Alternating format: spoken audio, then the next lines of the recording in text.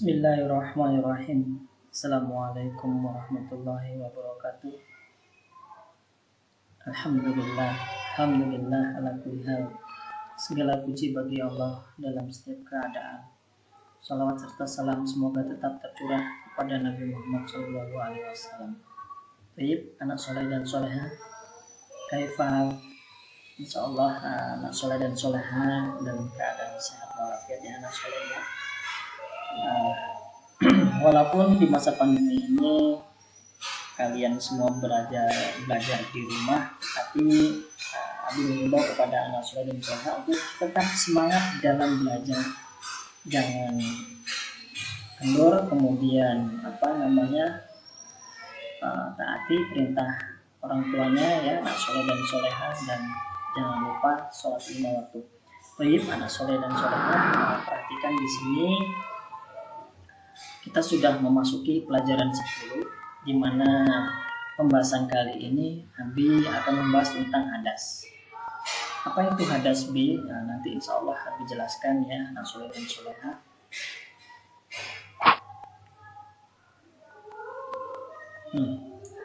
Hadas adalah suatu keadaan. Diulangi, hadas adalah suatu keadaan yang menyebabkan kita tidak menjadi suci. Menurut syariat, misalnya buang angin. Nah, itu anak soleh. Jadi hadas ini adalah sesuatu yang menyebabkan kita itu tidak menjadi suci. Nah, contohnya apa? Contohnya ya buang angin. Ketika anak soleh dan soleha sudah berwudu misalkan, berwudu, tiba-tiba anak soleh dan soleha ini membuang angin, keluar angin dari bibirnya ya. Nah, itu menyebabkan wudu kita menjadi batal. Nah, itulah yang disebut dengan hadas. Selanjutnya, hadas ini anak soleh dan soleha ada 2 macam ya. Hadas ada 2 macam, yaitu yang pertama hadas besar. Nanti Abi jelaskan contohnya ya. Yang kedua hadas kecil. Jadi hadas ini ada 2. Yang pertama hadas besar, yang kedua adalah hadas kecil. Nah, orang yang sedang berhadas wajib bersuci. Jadi kalau seseorang dalam keadaan berhadas, maka orang tersebut wajib hukumnya untuk bersuci sebelum melaksanakan sholat. Karena apa? Karena sholat menjadi tidak sah apabila seseorang tersebut sedang berhadas. Iya, jelas. Karena hadas tersebut adalah keadaan yang menyebabkan kita menjadi tidak suci. Oleh karena itu, orang yang sedang berhadas maka wajib hukumnya untuk bersuci sebelum melaksanakan sholat.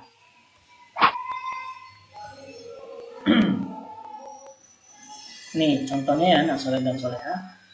Orang yang berhadas besar itu bersuci dengan cara mandi, seperti ibu yang baru melahirkan. Ia sedang berhadas besar. Jadi ketika umi atau ibu kalian atau tetangga kalian ya yang perempuan, kemudian dia baru melahirkan bayi ya, maka orang tersebut itu disebut dengan berhadas besar. Lalu dia dapat beribadah kembali apabila ia sudah bersuci dengan cara mandi. Selanjutnya,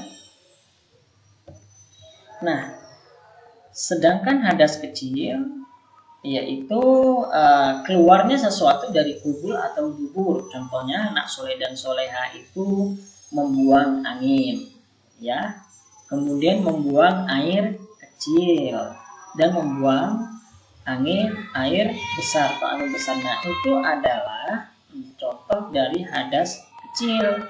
Jadi sudah jelas ya anak soleh dan soleha. Kalau dia hadas besar, contohnya adalah ibu yang baru melahirkan. kalau seseorang tersebut sedang berhadas kecil, maka contohnya adalah membuang angin, ya, kemudian air kecil dan buang air besar. Selanjutnya, nah, seseorang yang berhadas kecil maka bersucinya dengan cara berwudu agar sholatnya sah dan diterima oleh Allah Subhanahu wa Ta'ala. Jadi bagaimana kalau orang tersebut dalam keadaan hadas tapi ia tidak berwudu, ya maka sholatnya tersebut tidak sah karena seseorang tersebut dalam keadaan berhadas.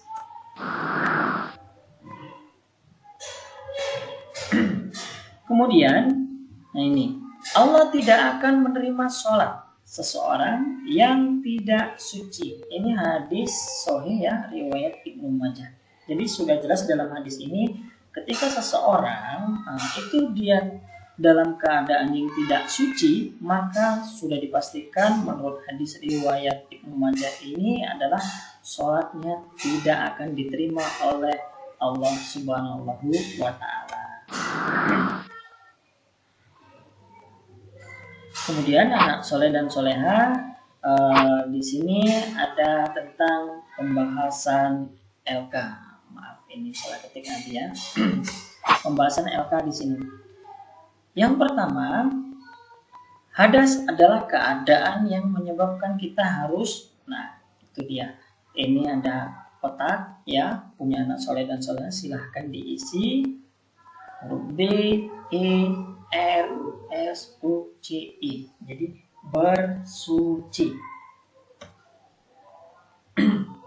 Selanjutnya, yang nomor 2,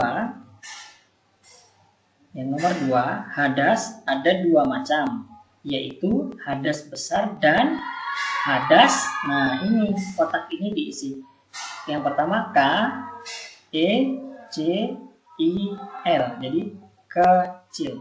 Itu nomor 2. Yang nomor 3. Pembahasan nomor 3. Hadas besar bersuci dengan cara mandi. M-A-N-D-I. Mandi. Nomor 3. Hadas besar bersuci dengan cara M-A-N-D-I. Mandi. Selanjutnya, nomor 4. Contohnya, ibu yang baru melahirkan.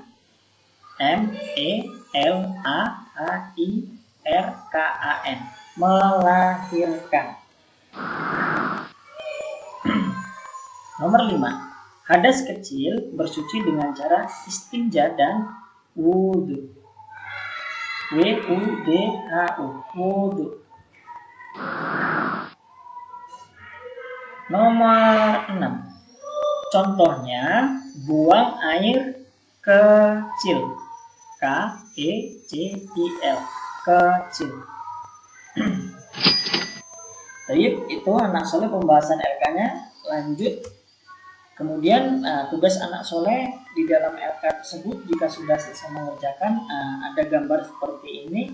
Anak soleh, ya, warnai ayo bersuci. Silahkan gambar ini diwarnai dan tidak terburu-buru sehingga gambar tersebut menjadi rapi dan bagus dan sesuai pada gambarnya. Contoh kalau di sini ada bunga, ya, silahkan daunnya warna hijau, kemudian bunganya mau diberi warna apa.